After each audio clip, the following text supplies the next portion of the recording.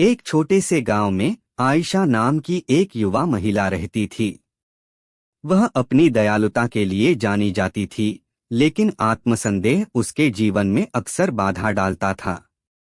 उसे एक शिक्षक बनने का सपना था, उसके अपने बचपन के गुरु से प्रेरित होकर, जिन्होंने उसकी जिंदगी बदल दी थी। लेकिन इस सपने को पूरा करने का विचार उसे डराता था। एक दिन जब वह बाजार में घूम रही थी, उसे एक बुजुर्ग आदमी मिला जो हाथ से बनाए गए खिलौने बेच रहा था। उसकी कहानियों ने आयशा का दिल छू लिया था। हर खिलौना उस आदमी की जिंदगी का एक टुकड़ा था। हर खुरदरापन और निशान उसके संघर्ष और आशा की कहानी बता रहा था। क्या तुम इन खिलौनों को देख रही हो? उसने कहा। ये साधारण लगते हैं, लेकिन बच्चों के चेहरों पर जो खुशी लाते हैं वह अनमोल है। तुम भी एक उद्देश्य हो, जैसे ये खिलौने। उसकी बातों ने आयशा को झकझोर दिया। उसे एहसास हुआ कि जैसे ये खिलौने, वह भी एक उद्देश्य के लिए बनी है। लेकिन संदेह ने फिर से अपना सिर उठाया। अगर तुम असफल हो गई, अगर तुम सक्षम नहीं हो। उस रात आयशा ने खुद को सोचने में डुबो दिया। अगले दिन उसने गांव के स्कूल का रुख किया। दिल की धड़कनें तेज थीं। स्कूल के प्रिंसिपल ने रूडली और गर्म मिजाज से उसका स्वागत किया, लेकिन आयशा ने खुद को संदेह में पाया। फिर भी उसे कुछ बच्चों को पढ़ाने का मौका मिला। पहली बार जब वह कक्षा में खड़ी हुई, तो उसने देखा कि बच्चों की आंखों में जिज्ञासा है। उसे लगा जैसे वह सिर्फ पढ़ा नहीं रही, बल्कि एक संबंध बना रही है। समय बीतता गया और आयशा ने अपने पाठों में पूरी मेहनत लगाई। बच्चे तेजी से सीखने लगे और उसके प्रति लोगों का ध्यान बढ़ता गया। लेकिन चुनौतियां भी आईं। कुछ दिन मुश्किल थे, आलोचना का सामना करना पड़ा और आत्मसंदेह फिर से उभरा। एक दिन जब कक्षा में सब कुछ गलत हुआ, वह बहुत निराश महसूस कर रही थी। उसने बाजार में जाकर शांति की तलाश की। बुजुर्ग आदमी वहां था। उसे देखते ही वह उसके पास गई और अपनी निराशा बताई। मुझे लगता है कि मैं असफल हो रही हूँ।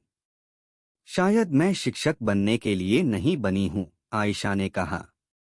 बुजुर्ग ने उसे एक लम्हा देखा और कहा, हर महान यात्रा में बाधाएं आती हैं। हमारी गलतियां हमें परिभाषित नहीं करती, बल्कि हम कैसे उठते हैं वह मायने रखता है। याद रखो, खिलौने भी निर्माण के अनुभव से बनते हैं।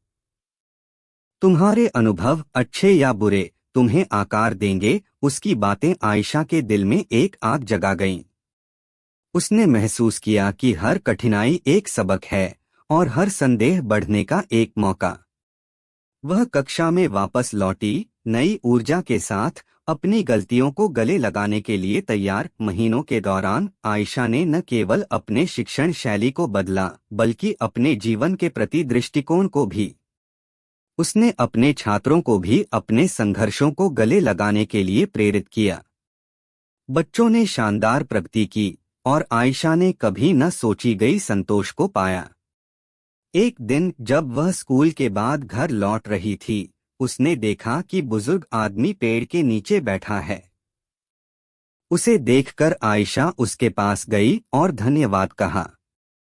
आपने मुझ पर विश्वास किया जब मैंने खुद पर विश्वास नहीं किया। आपने मेरी जिंदगी बदल दी, बुजुर्ग ने मुस्कुराते हुए कहा। नहीं आयशा, तुमने अपनी जिंदगी खुद बदली है। यह तुम्हारी यात्रा है। तुम्हें बस पहला कदम उठाना था। कई सालों बाद आयशा गांव की एक प्रिय शिक्षक बन गई।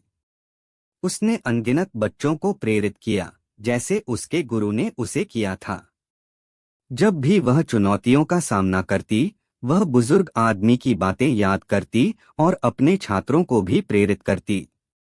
उस छोटे से गांव में आयशा ने सीखा कि अपने सपनों को पूरा करने का रास्ता परिपूर्णता में नहीं, बल्कि धैर्य, विकास और खुद को गले लगाने में है। उसकी यात्रा इस बात का सबूत थी कि कभी-कभी हमारे सपनों और वास्तविकता के बीच खड़ी सबसे बड़ी दीवार यह विश्वास है कि हम उन्हें प्राप्त कर सकते हैं।